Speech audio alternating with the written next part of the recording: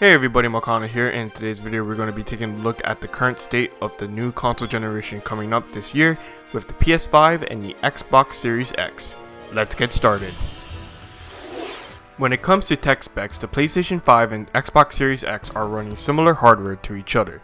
The CPU in the PS5 is the AMD Zen 2 with clock speed up to 3.5 GHz.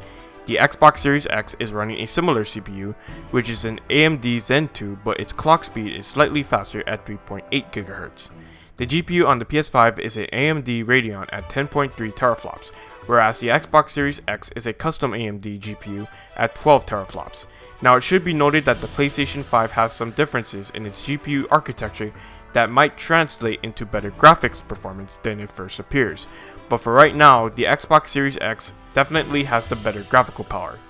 Both are running at 16GB of memory, and the TV resolutions of both will support 4K gaming up to 60 and 120 FPS with 8K gaming as well. Now most people do not have 8K TVs and developers probably won't optimize their games for 8K, but Sony and Microsoft definitely made these with 8K support in mind to plan out the future of gaming once again. When it comes to storage, the Xbox Series X is the clear winner at 1TB of storage compared to the PS5's 825GB of storage. However, the PS5 can push through data at 5.5GB per second compared to the Xbox Series X, which works at 2.4GB per second, which could contribute to marginally faster load times on the PS5. Lastly, on the specs, both Sony and Microsoft have worked to incorporate ray tracing, a technology that makes light and shadow look better in-game, and offer 3D audio for more immersive sound.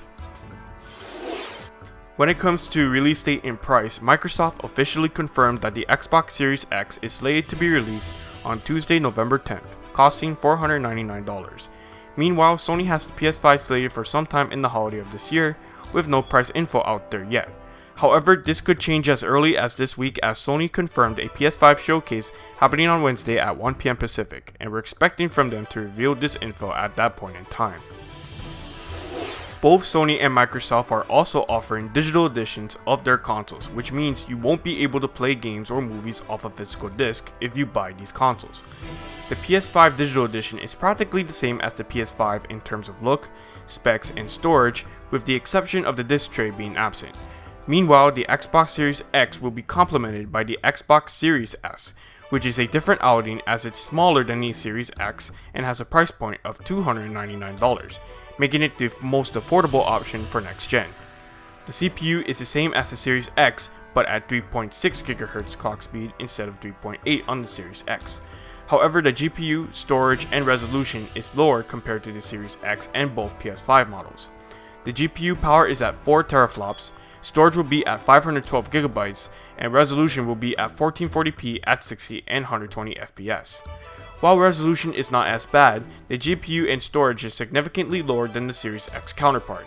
Storage is a big concern, as most games like the new Call of Duty entries are known for taking over 100GB of storage, and 512GB will not be enough.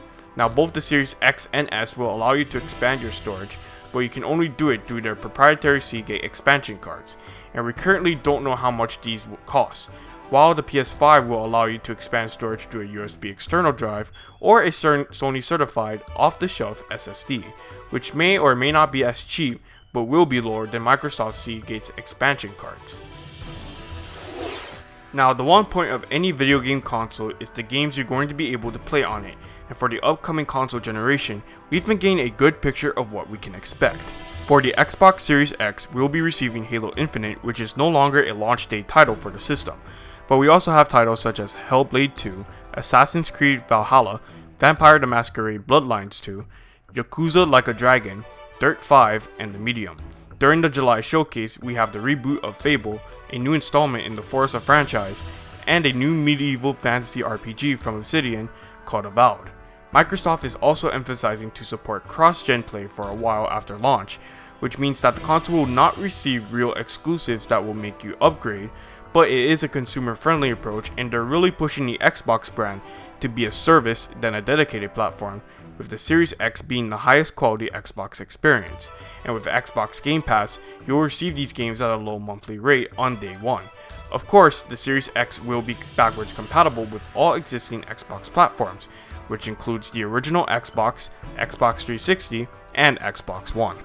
For the PS5, the games that are slated on launch day is Astro's Playroom, which will be pre-installed on every system, as well as ports of Destiny 2, Madden 21, and NBA 2K21 on day 1. Further down the line, we'll be expecting a new Ratchet & Clank, Horizon Forbidden West, Spider-Man Miles Morales, and Gran Turismo 7. Sony also confirmed that the console will be backwards compatible with most of the PS4 library, but didn't confirm if that feature will extend to PS3 and PS2 games. Where the PS5 shines is Sony's commitment to having next-gen exclusives, and this was where the PS4 succeeded during the last console generation against the Xbox One, and Sony is looking to repeat this success with the PS5 as well. It's also worth mentioning that Microsoft and Sony have actually entered a partnership to share and collaborate on game streaming technologies for the next generation. Exactly how this will play out remains to be seen. But Microsoft has announced that it will be launching its Project X Cloud streaming service this month, including it for free with Xbox Game Pass Ultimate subscriptions. This will mean Xbox owners will be able to play Game Pass games on their Xbox consoles, PC, and supported Android mobile devices. EA Play is also coming to Xbox Game Pass Ultimate, which makes the deal even sweeter than before.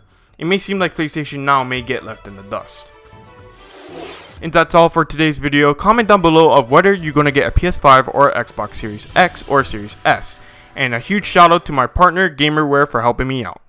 Gamerware is a brand new gaming apparel company that makes gaming streetwear designed by gamers themselves. And they include everything from t-shirts to hats and backpacks to outerwear and more.